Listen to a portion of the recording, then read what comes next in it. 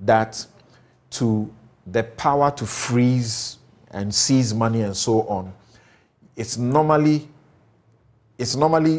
triggered under a specific offense. That's why I was just asking that. So what will be your brief comments? Well, whilst you're doing that, I think myself and Honorable Ahiagbah were looking at the specific offenses under which those actions can be taken. But I think that the special prosecutor has been very untidy with this whole case and getting its lungs filled with the oxygen of public interest in the matter and is affecting how it should approach this matter.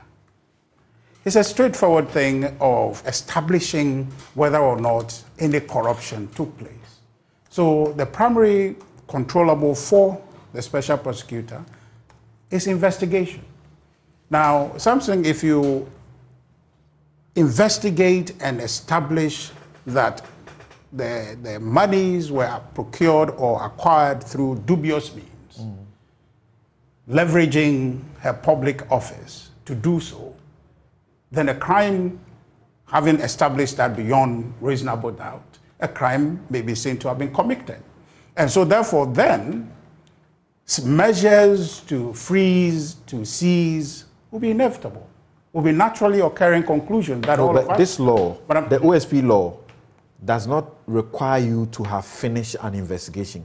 It says you can come when the person is being investigated, having been charged, I don't dispute being that prosecuted. Yes, I don't dispute that at all. Okay. But I'm saying under the present instance where he's seeming to be battling back and forth, there's a primary business that he has to do, right? Is to ensure that he conducts the investigation. In fact, even in the case of the monies in the bank, supposing that the money would dissipate, for me, is unthinkable because any money taken from the account can be traced. And then you know the person with her reputation and standing in society, it's not as if she's just going to disappear and go anywhere. So if you are interested... Criminal investigators don't do that too. Well, I understand. They want to protect the money first. But I'm saying, I agree. So I'm saying that there is a reputational matter to be taken into account. Okay. So therefore, if there was anything now, with her standing in society, she has that recognition to be given the benefit of the doubt. But what I think the special prosecutor is drifting away from is the focus on the matter, because I have personal interest in ensuring that this matter is investigated expeditiously. Okay. Because it has implication for my party, it has implication for the Madame Cecilia Dapaah herself and her reputation and family.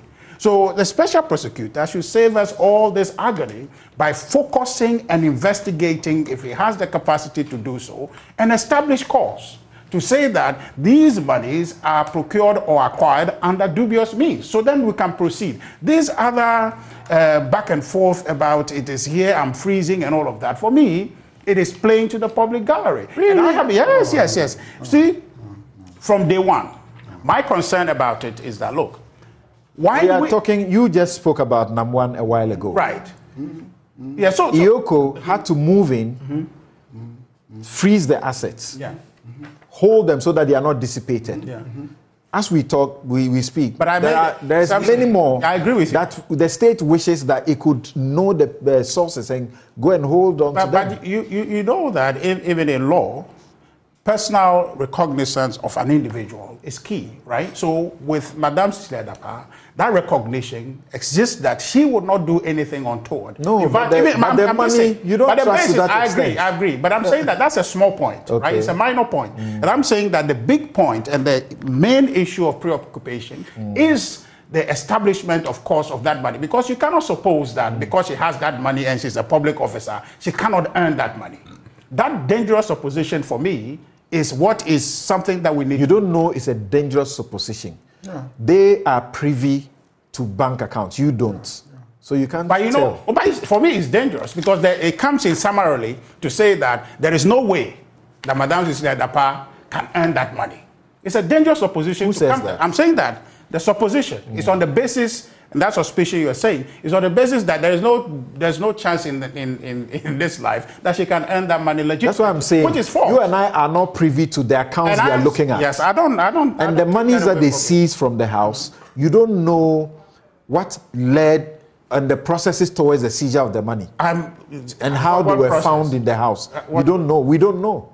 Well, I don't understand that. But I'm saying that whether the monies were hidden, yeah, whether it had to take them extra effort to discover the money, yeah, you don't know. But I'm saying that, given all that matters that you're saying, the basic supposition that we suspect, and in fact, I don't want to read, Honorable talked about the first point in relation to the time limitation as the most crucial point here. I think that the second point is equally crucial, and one that for me, I find very objectionable to suggest that, and this is where the supposition actually comes in, saying that their basis, one of their bases, to want to move and seize the account, or freeze and seize the account, is on the basis of her prevarication. Now, to say on that, the assumption there is to say that she's prevaricating, she's being evasive, she's not telling the truth, she's beating around the bush. I find that in reference to an honorable person like Madame Cecilia Dapaah as objectionable.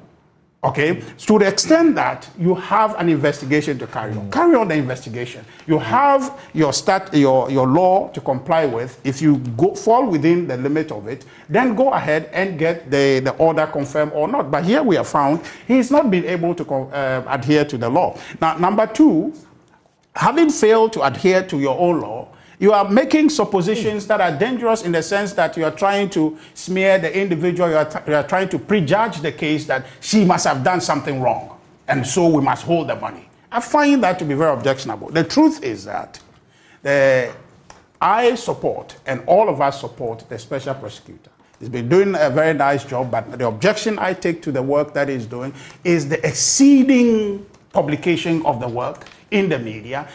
As a citizen, we are not interested in all these discoveries or scoops that come out. You should go ahead and do the investigation. What we are interested in, or should be interested in as citizens, is to say that he has resolved or preempted a corruption case by recovering money for the state. You know, what part of his function is to contribute to revenue generation. So therefore, if he does that, and recover monies that belong to the state, otherwise in people's pockets, in people's accounts. That's what we're interested in, is to take less interest in this media publicity and focus on the investigation. So for me, something right now, even with the court's ruling to have him take his hands off the account and the money, it does not in any way impede the special prosecutor from proceeding with the investigation, because that is what he can control. So he should move speedily to investigate and establish cause if possible, and then all of us then will come to this table and commend him for what he's doing, and then ensure that people cannot abuse the resources of the state. But for now, what he's doing is for me, very dangerous opposition, insinuating and impugning people's integrity by suggesting that they are being evasive, and so therefore he wants to exercise the right, whether he's complying with which case are we talking about? Huh? Which case are we talking about? I'm talking about Madame Cecilia Dapaah's thing. That he feels that because Madame Cecilia Dapaah, in his view, is prevaricating or more or less cannot establish. Is it a feeling? Huh? Is it a feeling or is it a fact? I'm saying that, no, but what is the basis for establishing that? We know that there have been a charge sheet in the court, in the criminal case. I know which charge sheet, hold on, which charge sheet has suffered 3 different amendments. Right. In which there was a case that but that has nothing to do how with much the money belong to who. That has nothing to do with the money in the account. That's pre-verification. I'm saying that is to do with so it's the not money. a feeling, it's a fact. Hold on, I'm saying. Okay, let's do this quick. Just hold on one second. Let's do this quick.